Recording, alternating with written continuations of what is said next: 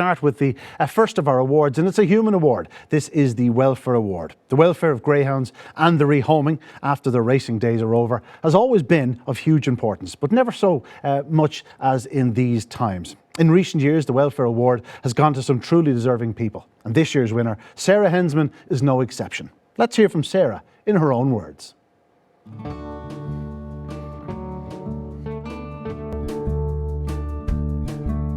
How I ended up in Kerry was I used to do the transport for a charity called Kerry Greyhound Connection that were in the UK, and I used to do the transport and come over to Kerry and collect the dogs and take them back again and home them in the UK, and which was fabulous. And obviously the more I came over to Kerry, the more I fell in love with it, and in 2010 I moved over here permanently. I first started working with the IRGT when I left the charity that I was with. I got in contact with Barry Coleman when I decided to do some homing on my own, and he was very helpful in laying out a clear plan as to what I could apply for and obviously what I couldn't, and together with the vets that I was working in at the time, we got the ball rolling, do you know, and which I'm very grateful for.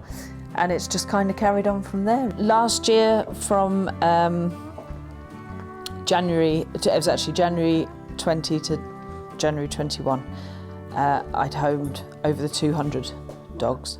So it was a busy year. Even during COVID, it was, and it didn't stop after Christmas either. The numbers are still going, so going up, which is great. It's great that the dogs are getting a chance to find their forever homes. It's all volunteer work. I'm not a registered charity. I work 34 hours a week and do this in my so-called spare time. Yeah, but I love it. I wouldn't have it any other way. I do it out of the goodness of my heart, and I just want to see these guys. I just want to see these guys get really good homes, and if that means them coming to my home and having a little bit of home life first, I'm all for that. Do you know, like the nervous ones that would, I don't know, 5 or 6 years ago been put to sleep because they wouldn't have been homeable, do you know, and little fellas, you wouldn't have seen puppies, do you know, if they were injured or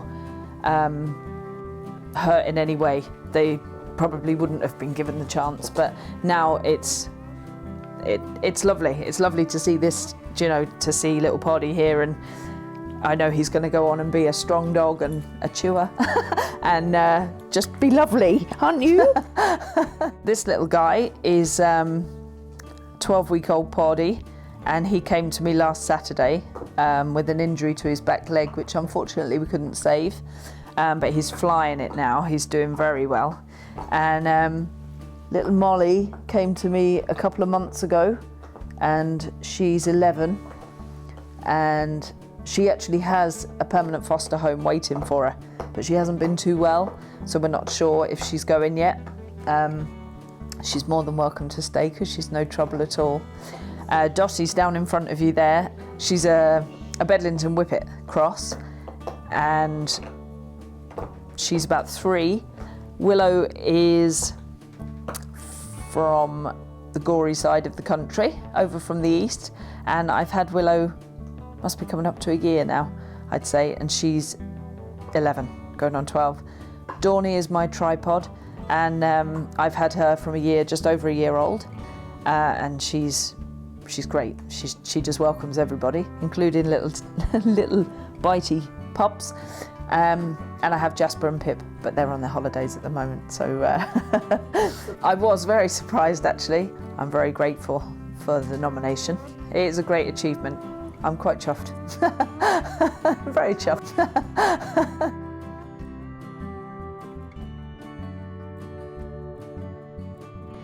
That really was wonderful. When it comes to rehoming retired greyhounds, Sarah Hensman is a true rock star. Unlike most of us that get involved in the sport, she doesn't dream of success in the track. She's a simple goal: make sure that every dog gets the best possible chance to have a long and healthy life. Let's talk to the woman herself. Sarah, there you are. We're just after seeing your video. I must say, it put a lump in my throat. Truly inspiring. You seem like a woman that has a lot of love for our canine friends. Oh, I do. I've always been a dog lover, and I first adopted my own 2 greyhounds in 2006, and I just fell in love with the breed, and then you get more involved with the racing side of things and you understand what happens, and I wanted to give the guys a chance after their racing career, however the dogs come to me, I always try and find them a home, whether they be fitting well or injured. You seem to have all shapes, sizes, ages, creeds, but by all accounts, every one of them is providing you with love, and it seems that it's very much reciprocated.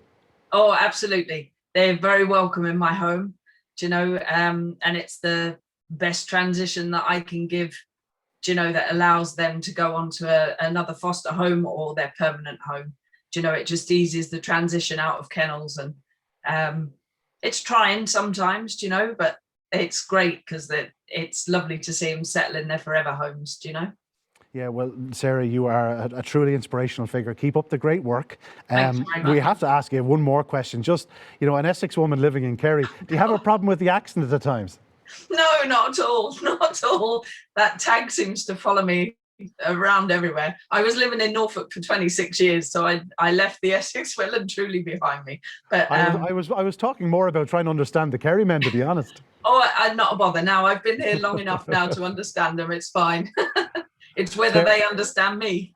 I'm sure they do. Sarah, you're a very, very eloquent lady. You get your words across perfectly well. Listen, once again, thank you from the bottom of our hearts. Keep up the good work. Thanks very much. And congratulations. A thoroughly deserved award. Lovely. Thanks very much. Well done, Sarah. Thanks very much indeed.